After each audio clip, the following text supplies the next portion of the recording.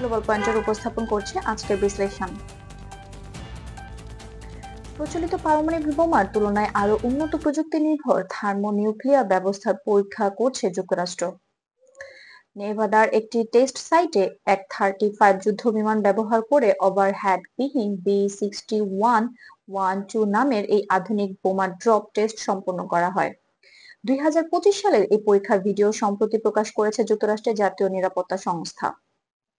তবে আন্তর্জাতিক সংবাদ মাধ্যম রয়টার্স, বিবিসি, এপি নিউজ এবং যুক্তরাষ্ট্রের ন্যাশনাল নিউক্লিয়ার সিকিউরিটি অ্যাডমিনিস্ট্রেশন জানিয়েছে, এই পরীক্ষা প্রকৃত কোনো বিস্ফোরণ বা সক্রিয় পারমাণবিক প্রতিক্রিয়ার অংশ নয়।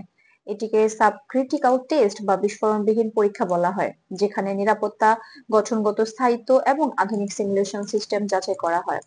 এতে কোনো তেজস্ক্রিয় বিস্ফোরণ ঘটে না এবং আন্তর্জাতিক চুক্তির নিয়মও ভঙ্গ হয় না। এ ধরনের পরীক্ষা যুক্তরাষ্ট্র নিয়মিত করে থাকে পুরনো পারমাণবিক স্টকলাইন নিরাপদ রাখতে এবং প্রযুক্তি আপডেট করতে। বিশেষজ্ঞরা বলছেন, থার্মোনিউক্লিয়ার মডেলের আধুনিক সংস্করণ B6112 এর এই পরীক্ষা আসলে টেকনিক্যাল মূল্যায়ন, যাতে ভবিষ্যতে নিরাপত্তা কাঠামোকে আরো নির্ভরযোগ্য করা যায়। যুক্তরাষ্ট্রের প্রতিরক্ষা দপ্তর জানিয়েছে, এই কার্যক্রম কোনো সামরিক প্রদর্শনী বা আঞ্চলিক চাপ তৈরির উদ্দেশ্য নয়, বরং এটি গবেষণা ও প্রযুক্তি যাচাইয়ের অংশ।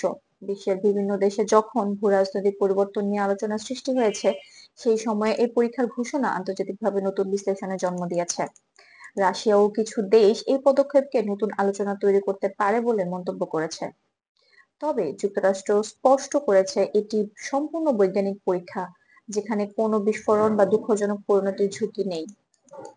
সব মিলিয়ে বলা যায়, যুক্তরাষ্ট্রের সাম্প্রতিক থার্মোনিউক্লিয়ার টেস্ট নিয়ে যে আলোচনা সৃষ্টি হয়েছে, তা আসলে বিস্ফোরণ ভিত্তিক পরীক্ষা নয়, বরং নিরাপত্তা নিশ্চিত করার উদ্দেশ্যে পরিচালিত বিস্ফোরণবিহীন গবেষণামূলক কার্যক্রম।